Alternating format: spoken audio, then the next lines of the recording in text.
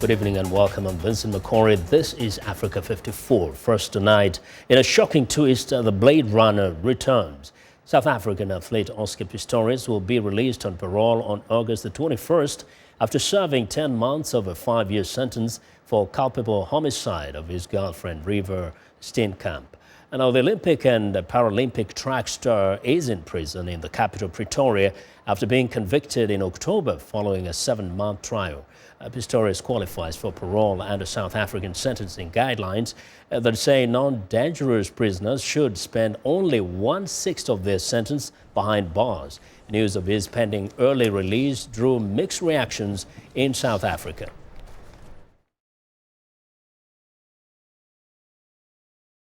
In my view, he never served a proper sentence for what he did. And I'm really against that he have to be released at this stage. I think his matter must be reviewed and he must still go back to court. How do I feel about Oscar getting out? I think it's okay. I think it was a terrible mistake, and I think personally he must be paying a very heavy price for it. I don't know. Let's see how it goes, but maybe justice will serve its course. But once again, money talks. Well, Pistorius' pending release does not end his legal battles. Prosecutors now want Pistorius tried for murder. If convicted, he will be returned to jail where he could remain for another 15 years. Now, for more on the Oscar Pistorius pending release, Nhlanhla Sehume of Kaya FM joins us live by phone from Johannesburg. And Nhlanhla, welcome to Africa 54.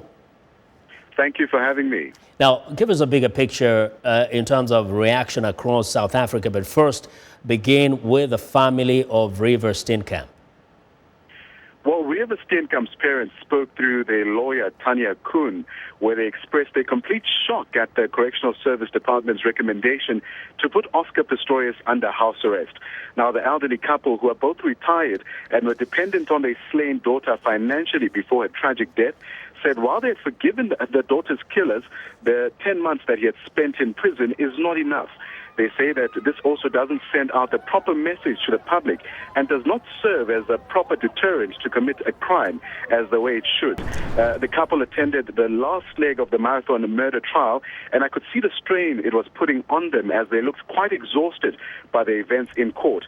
They had said at the end of the trial that they were looking to find closure, but they recently said they are still dealing with the loss of their precious daughter every day, a clear testament that it's still proving quite difficult for them to deal with their loss.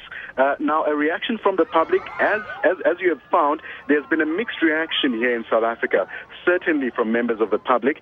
Some people are saying that the ruling is an injustice, considering the seriousness of the crime committed by Oscar Pistorius.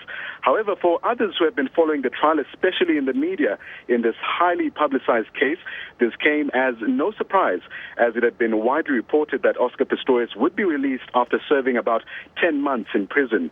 Now, the decision has reignited a national debate in South Africa about the rule of law, with some people saying it favors the rich and famous or those who are politically connected. However, legal experts and some of the lawyers that I spoke to are adamant that there is nothing unique or unusual about Pistorius being placed on house arrest, as he has already served a 1/6 of his sentence.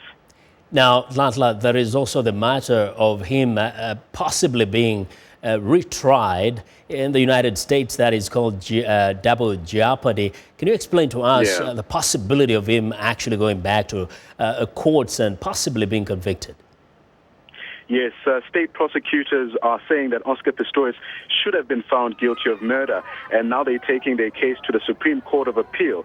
Now, if the Supreme Court of Appeal comes to a finding that he is guilty of murder, he could face a much more lengthier jail term than just 5 years for manslaughter, with the prescribed minimum sentence for murder now being 15 years in South African prisons.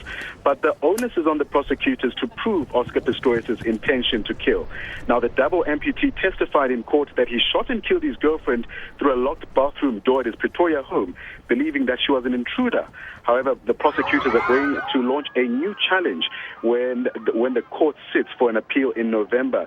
Now, they will try and prove beyond reasonable doubt that Oscar Pistorius intentionally killed his girlfriend in the early hours of Valentine's Day in 2013 after they had allegedly had an argument, as state witnesses had previously testified. Now, you can remember that in March, a Johannesburg court blocked Oscar Pistorius' legal team's attempts to stop the prosecutor's appeal. But we are certainly going to have more coming out of this case in November when it sits for an appeal. Well, definitely. We'll be waiting. But very quickly, do people feel that this was necessarily a matter of him having money and influence other than just justice? Quickly. Yes, a lot of public opinion is that he has been favored by the courts because of his wealth and because of his fame. But I think it's important to keep in mind that the law has been applied here, and hence legal experts will argue that there's nothing unique or unusual about this. Well, Nhlanhla, thank you very much. Nhlanhla Sehume is a reporter with Kaya FM in Johannesburg, South Africa.